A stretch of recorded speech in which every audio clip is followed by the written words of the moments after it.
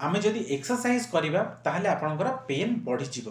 तो सेति लागि सब बेले कुहा जाए जे आगुर प्रेस्क्रिप्शन आपन देखुथुवे लेखा हेतु जदि अल्टा पेन अछि आपन मेडिसिन्स लेखा हला देन यू एडवाइस कि आज्ञा बेड रेस्ट लिखि दियंतु 2 वीक्स, बट सेटा गोटे बहुत बड़ा भूल धारणा।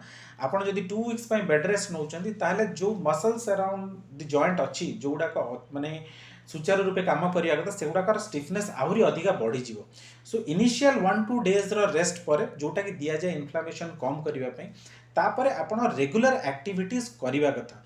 जदि संपूर्ण रूपे आपण बेड रेस्ट को जाउछंती then that should be advised by the doctor. If not केबे नुहे आपण नॉर्मल एक्सरसाइज जेतिकी आपण सुचारू रूपे करि परिबे कंटिन्यू करबा कथा, जहाँ द्वारा आपणकर मांसपेशी रेगुलर मूवमेंट द्वारा रक्त संचालन भी टिश्यू को बढ़िबो एवं मांसपेशी भी हेल्दी रहइबो। इफ यू डोंट एक्सरसाइज आपणकर क्रोनिक पेन टा विशियस साइकिल ले परिणत ही पेन आहुरी बढ़ी बढ़ी जिवो, स्टिफनेस आहुरी बढ़ी बढ़ी जिवो।